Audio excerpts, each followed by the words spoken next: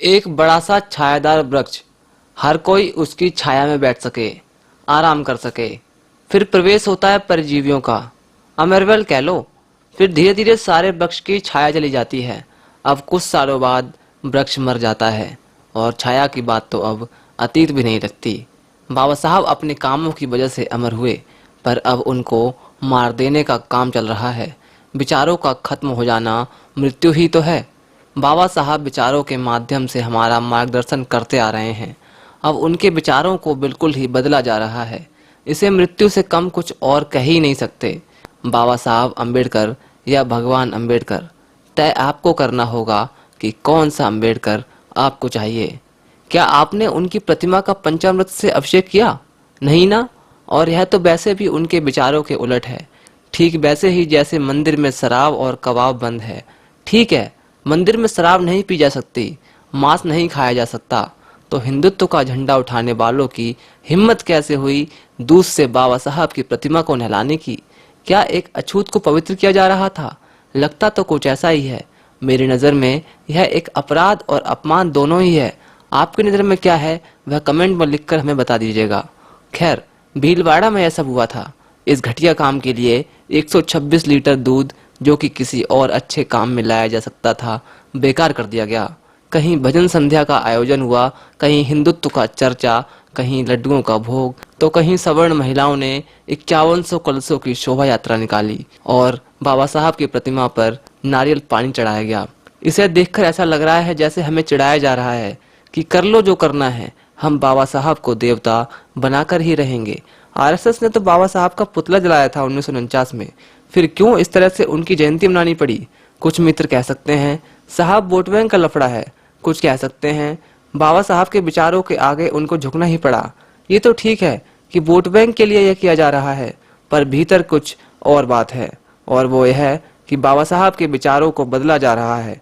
जिस हिंदुत्व के खिलाफ बाबा साहब लिखते और बोलते रहे, आज उन्हीं हिंदूवादी आयोजनों में बाबा साहब की प्रतिमा या तस्वीरें देखने को मिल रही हैं।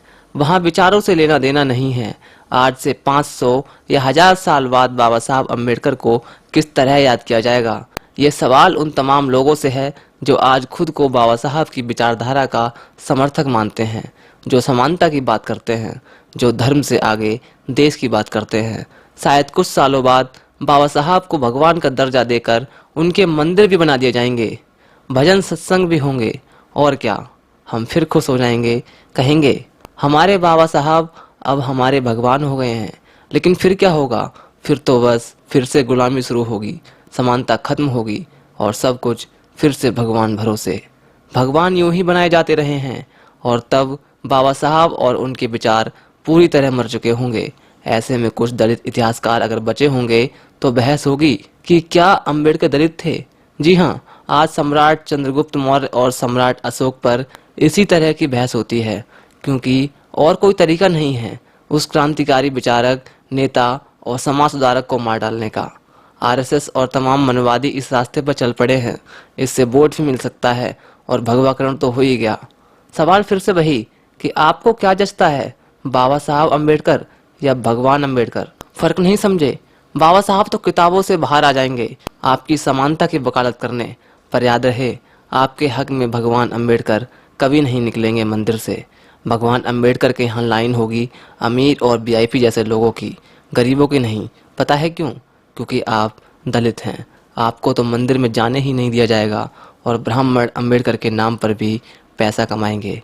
वैसे जाकर करोगे भी क्या मंदिर में? यदि गलती से भी भगवान अम्बेडकर के मंत्र, चौपाई और भजन सुन लिए तो मार पड़ेगी मुफ्त में। वैसे सुनकर करोगे भी क्या? ये जो अधिकारों की बात करने लगे हो ना, सब भूल जाओगे। अम्बेडकर के जयकारों के बीच गुलामों की आवाज़ दबकर रह जाएगी। हमें जो भी चाहिए वो ये कि हम इस चाल को समझें।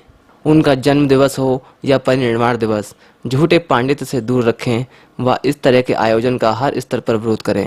और मेरे ख्याल से न्यायालय भी इसका एक रास्ता है। थोड़ा थोड़ा बदलाव ही एक दिन बाबा साहब का हर विचार बदल देगा। खतरा सामने है, तय करो आपको क्या चाहिए, बाबा साहब अम्बेडकर या भगवान अम्बेडकर। यह विचार मेरे व्यक्तिगत हैं। आपको आपत्ति हो तो कमेंट में लिख सकते हैं।